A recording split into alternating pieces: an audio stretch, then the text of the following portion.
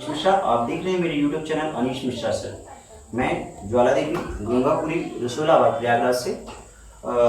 जैसा कि आपको पता है कि हम अपने पिछले वीडियो में आपको समुच्चय के बारे में class 11 first lesson set theory को हम लोग रीड कर रहे हैं, जिसमें से हमने आपको फर्स्ट लेसन के बारे में सूचना ज्ञान इन्फॉर्म किया था। फर्स्ट लेसन में हमने आपको अभी तक समुच्चय उसका रिप्रेजेंटेशन सिखा दिया है। जो आज का वीडियो होने वाला है वो हमारा वीडियोस जो होगा वो सेट के टाइप के ऊपर होगा, यानी कि समुच्चय के प्रकार के बारे में हम आज इस वीडियो में सीखेंगे। तो आइए हम आपको समुच्चय के प्रकार के बारे में सिखाते हैं। टाइप ऑफ सेट के बारे में हम सीखते हैं और देखते हैं क्या फॉर्म होता है टाइप ऑफ सेट यानी समुच्चय के प्रकार। पॉइंट हमारा जो है वह है समुच्चय के प्रकार, यानी type of set. Type of set क्या है, कैसे है, कितने फॉर्म में है, ये सारी चीजें हमको जाननी है। बट हम आपको बता दें टाइप ऑफ सेट में हम आपको सारे टाइप्स को एक साथ नहीं बताएंगे, बारी बारी से हम आपको हेडिंग बताते चल रहे हैं, उसके बारे में इंट्रोड्यूस कराते चल रहे हैं। आप डिफिनेशन को लिखते भी जाइएगा, हम डिफिनेशन लिखेंगे नहीं, इन्फॉर्म करेंगे, एग्जाम्पल के माध्यम से आपको सिखाएंगे। तो आइए हम आपको फर्स्ट पॉइंट सिखाते हैं, जिसमें से फर्स्ट पॉइंट फर्स्ट हेडिंग आपको जो सीखना है वह रिक्त समुच्चय है, नल सेट जिसको बोलते हैं, रिक्त समुच्चय, नल सेट या एम्प्टी सेट इसको बोलते हैं। नल सेट या एम्प्टी सेट, वाकई में नल सेट है क्या चीज, बड़ा ही इंटरेस्टिंग हेडिंग है ये। रिक्त समुच्चय ये क्या होता है, और ये आपको बताऊं हर कंपटीशन एग्जाम में इससे कोई ना कोई एग्जांपल पूछ ही लिए जाते हैं, उसमें पहचानना होता है कि किस टाइप का सेट है। तो आपको बताएं एम्प्टी सेट कैसे आपको पहचानना है। पहले तो आपको बुक की लैंग्वेज में आपको डिफिनेशन बताते हैं। इसका डिफिनेशन क्या होता है, रिक्त का मतलब होता है खाली, और रिक्त मतलब खाली होता है। समुच्चय का मतलब क्या होता है भैया, एलिमेंट्स से चर्चा होती है, यानी कहने का मतलब होता है अगर कोई पूछता है आपसे रिक्त समुच्चय क्या होता है तो आप उसको बताइएगा कि ऐसा समुच्चय जिसमें एक भी अवयव उपस्थित ना हो। क्या कहा मैंने, ऐसा समुच्चय जिसमें नंबर ऑफ एलिमेंट्स जीरो हो। नंबर ऑफ एलिमेंट्स का मतलब अवयवों की संख्या क्या होनी चाहिए, जीरो, यानी होनी ही नहीं चाहिए। बात कंफर्म हो गया, यानी कि अवयवों की संख्या जीरो हो। इसका मतलब कभी कभी दिमाग में आता है सर ने कहा अवयवों की संख्या जीरो हो, तो इसका मतलब हो गया सेट में जीरो लिख दो भाई। आपको बताऊं अगर आपने सेट में जीरो लिखा जिसका मतलब सीधे सीधे आपने गलत कर दिया। हमने कहा नंबर ऑफ एलिमेंट्स जीरो हो, अवयव की संख्या जीरो, का मतलब अभी यहाँ पर अवयव की संख्या एक है भैया, उसका मान जीरो है, यानी इसका मतलब सीधे सीधे ये एम्प्टी सेट नहीं है। नंबर ऑफ एलिमेंट्स जीरो हो इसका मतलब उसमें कोई अवयव हो ही नहीं। जैसे फॉर एग्जांपल आप समझे ये हमारा एम्प्टी सेट है, और या तो फिर आप इसको फाइव से डिनोट करेंगे, ये दोनों सिंबल आपको डिनोट करने के लिए दिए जाते हैं। या एक भी एलिमेंट इसमें नहीं है, या फिर फ्री फाइव होना चाहिए, फाइव भी फ्री ही होना चाहिए। मजले क्वेश्चन में फाइव आया तो कुछ और बन जाएगा। आपको समझ में आ गया होगा रिक्त समुच्चय क्या होता है। हमने क्या कहा भैया, ऐसा समुच्चय जिसमें एक भी अवयव उपस्थित नहीं हो वही रिक्त समुच्चय कहलाता है, यानी नंबर ऑफ एलिमेंट्स जीरो होने चाहिए। एक छोटी सी बात हम आपको और बताते हैं, वो पहले सीख लीजिए, फिर हम आपको एग्जांपल सिखाते हैं। देखिए छोटा सा टर्म्स हमारा ये है भैया, अगर आपसे रिक्त समुच्चय के बारे में कोई कहता है तो कभी कभी सेट बिल्डर फॉर्म में आ जाता है तो हम गलत कर जाते हैं। किस चीज का हमको बताएं, सेट बिल्डर फॉर्म को सही करने के लिए सिंपल सा एक फंडा है, कैसे आपको करना है।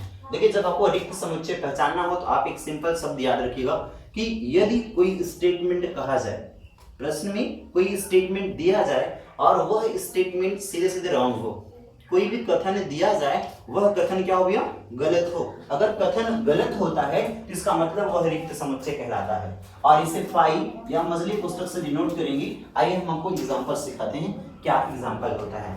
एक एग्जांपल समझिए।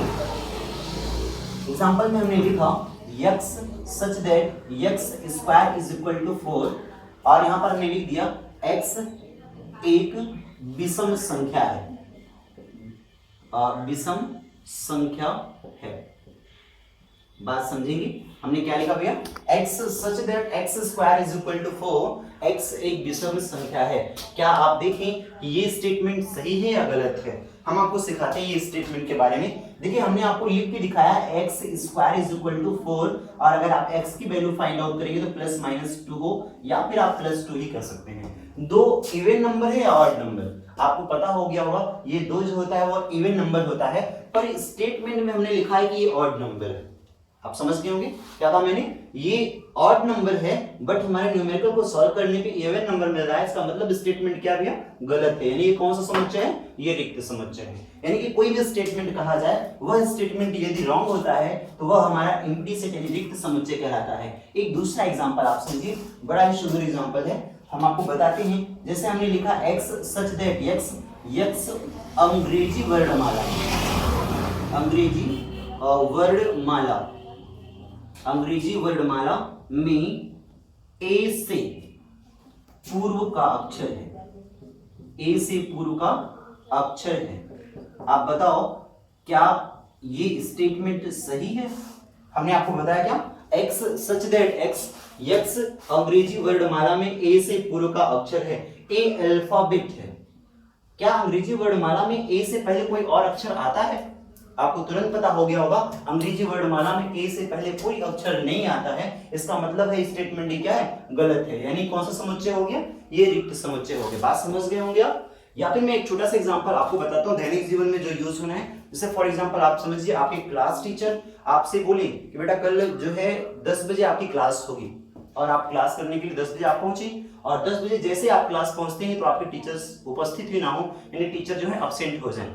यानी जब अब्सेंट हो गए तो आप समझेंगे कि जो आपका जो विद्यालय है जहां पर आप पढ़ने के लिए गए हैं वह एक मसला कोष्ठक यानी सेट का काम कर रहा है, और जो आपके टीचर्स हैं वो हमारे एलिमेंट्स का काम कर रहे हैं। यदि वो टीचर्स अगर वहां पर सेंटर पर उपस्थित होते, विद्यालय में उपस्थित होते, तो वो एलिमेंट्स कुछ ना कुछ होते, बट वो नहीं है, इसका मतलब वो क्या है, पूरा सेंटर खाली है, इसका मतलब वो रिक्त समुच्चय हो गया। पर उनका स्टेटमेंट था कि मैं कल 10 बजे क्लास अटेंड करूंगा, आपको रीड कराऊंगा। तो आप समझ गए होंगे स्टेटमेंट गलत, इसका मतलब रिक्त समुच्चय हो गया। इसे फाई या वज्र कोष्ठक से डिनोट करेंगे। बात कंफर्म हो गया होगा? आइए हम दूसरा हेडिंग सीखते हुए और रिक्त समुच्चय के जस्ट बाद हम आपको सिखाने वाले हैं सिंगलटन सेट यानी सिंगल सेट, एकल समुच्चय जिसको हम लोग बोलते हैं।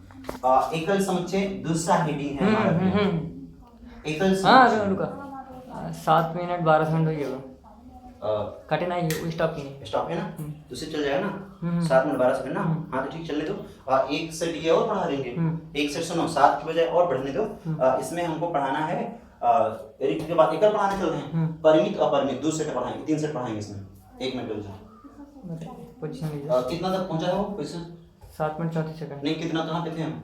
एकल लिख रहे थे, लिखने तक का वीडियो है ना। अबे ये कैंसिल हो गया, क्या टच हो गया था, कैसे हो गया, कैसे हुआ गया?